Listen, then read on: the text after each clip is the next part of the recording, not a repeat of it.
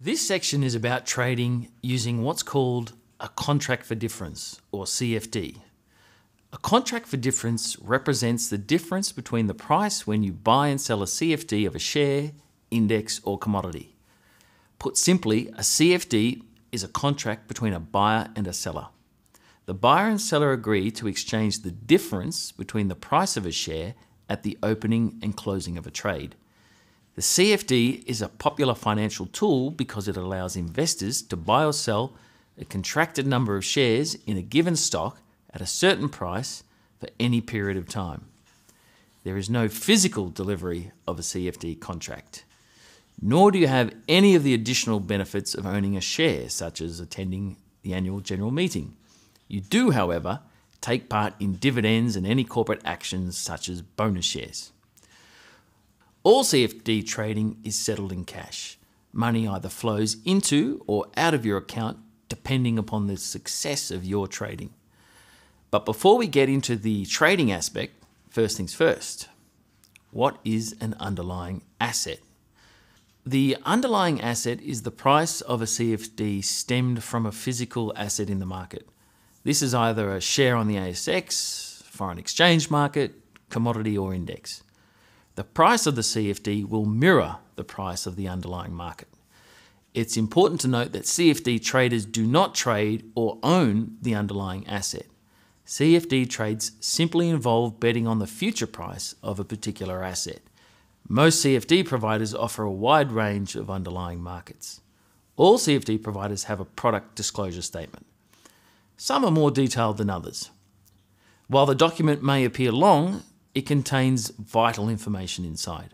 A reputable CFD provider will have detailed information on costs, markets, and trading examples, while also highlighting the risks of CFDs. Make sure you take the time to read it before you open an account. This brings me to an important facet of CFD trading that, if used correctly, can help you make more money with less of your own capital, but should be used with great caution. How leverage can help you maximize potential profit. Leveraging means that you use a percentage of your money with a CFD provider lending you the remaining amount. In other words, when you open a trade, you place a deposit up front. Generally, this is a percentage of the total value of the trade, and the CFD provider will lend the remaining value of the trade. This is called a leveraged position. For instance, if you put in 5% of your own money to open a trade of the market value, the CFD provider makes up the remaining 95%. The value in this is that even though you have only submitted 5%, you are entitled to the same gain or losses as if you had paid 100%. Different providers will ask for different percentages. In addition, there are ways to reduce the amount of leverage you use. However, even though the CFD provider lends you the remaining amount of money to meet the full trade size, you are always responsible for the full value of the CFD trade. So, what does a CFD trade look like? Let's say the current level of the ASX is 5,100 points. If you believe the market is going to move upwards, that is, trade higher, you would take out a long position. In other words, you're entering a CFD trade and think the ASX 200 will move higher than its current level of 5,100 points. Because CFDs are leveraged, you don't need to outlay a large sum of cash to open a position. Instead, you place a deposit. This is what CFD providers call your margin. Most indices are highly leveraged. It's quite common to see an index leveraged at 99:1. If this is the case, that means your deposit, or margin, is only 1% of the value of the trade to open it. For example, if you wanted exposure, the total value of your trade, to be $50,000, you would buy 10 Aussie index contracts, which means 10 contracts times 5,100 points, giving you an exposure to the market of $51,000. With 99:1 leverage, you would pay a margin of just $510, which is 1% of the total value of the trade. If the index rose from 5,100 points to 5,400 points over the next 3 weeks, you would have made a significant profit of $3,000, 300 per CFD times 10 contracts. This is a very large increase over your $510 investment. Not a bad return by anyone's standards.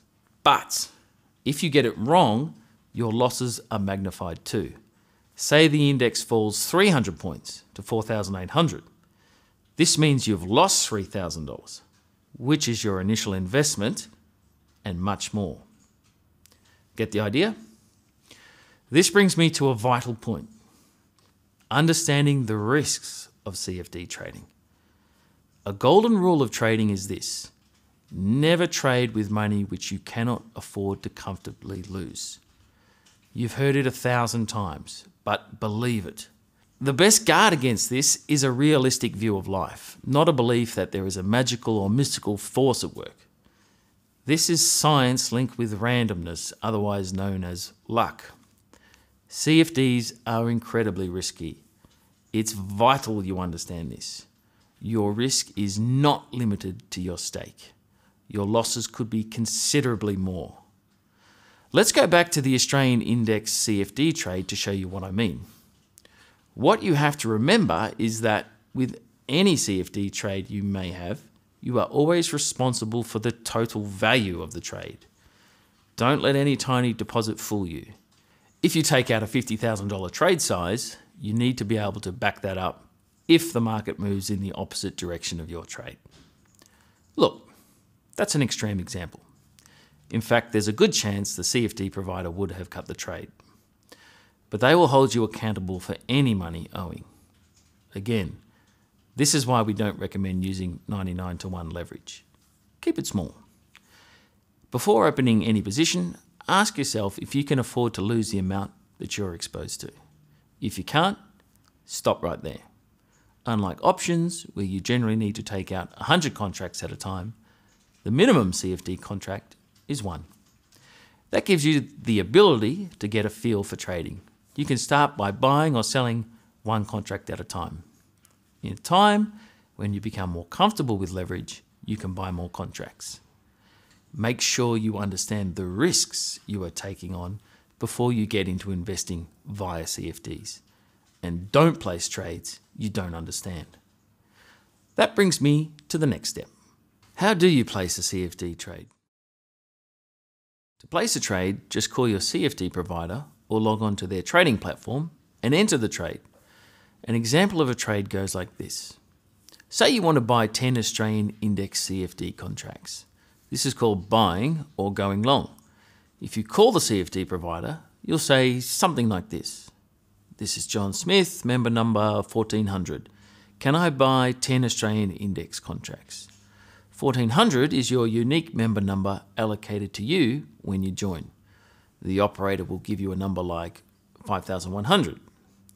This is the quote number they have just given you for the Australian Index contracts. You agree, and that's it. Your trade has been placed. You will receive a confirmation of your trade. Remember, most dealers will take the time to help walk you through a trade. When you call them, tell them you're new to this. Everyone has to start somewhere. In addition, most CFD providers have extensive online tutorials to show you just how to get started with your first trade. From there, you can look at more detailed tutorials. One or two CFD providers even have a client services team that will talk you through how to place your first trade over the phone. Take advantage of this information. It's there to help you. And finally, you don't even have to call a dealer. Most brokers have online trading platforms that you can use. And now to the final question about CFD trading. How much can you trade? This depends strictly on how much you've deposited into your account. Of course, it is important to remember that if a bet goes against you, you must be able to pay the full value of the trade. Most of the time, losses will simply be deducted from the cash in your trading account. Always make sure you have the money to cover your losses. Never risk money you cannot afford to lose. The trades you are allowed to place depend upon your means, income and savings, and the cash that you have available in your account. Do you need any cash to start? Yes, Here's why. When you open an account, you will need to make a cash deposit that will be used as security against any trades that you make. It is important to remember that when trading CFDs, you can lose more than the balance in your account. If the market moves sharply against you, the CFD provider will email or call you to ask for additional funds to cover your losses. You must be prepared to pay the margin call, as it's known, or close out your trade and take the losses. What are the advantages of using CFDs to trade? There are several advantages in using a CFD broker compared to a traditional stockbroker. You can make small trades, much smaller than the usual minimums allowed in trading shares and futures directly. You can deal 24 hours a day, even at 3 a.m. Most stockbrokers don't take kindly to being woken at this time of the morning though. You can deal immediately. They quote a price, and if you take it, the deal is done on the spot. You do not have to wait for the deal to be executed in the underlying market. Finally, with the exception of share CFDs, there is almost no commission to pay. They make their money on the spread of their quotation. You should also be aware of something called a financing charge, which is applicable when trading CFDs on shares, sectors, and indices, but not on commodities. Put simply, because you are borrowing funds from your CFD provider in order to trade the performance of an actual share, you need to pay interest to the CFD provider, just like when you are borrowed to buy a house or a car. This is called financing and is usually referenced to a benchmark interest rate. Finance charges vary depending on the CFD provider. However, it can be about 2% or 3% above the relevant benchmark interest rate for that country. Check with your CFD provider to see their charges. All of this information will be in a CFD provider's product disclosure statement. If it's not, get another provider. This information should be clear and disclosed up front. Always make sure to read the CFD provider's PDS. It contains all the legal information you need to know about CFDs. Hopefully, I've answered all your CFD questions and alleviated any fears you have about them. Now, I'm going to give you a list of CFD providers available to Australian investors. But before I do, please understand that we have no affiliation with any of these brokerages, nor do we receive a commission from them. You can go ahead and pause the video now to take down these details. Now you know a little more about CFD trading, I'd like to talk to you about another type of trading. You may have heard about it from movies like The Big Short. And if it's used correctly, it can be used as a defense or hedge against a falling market or stock.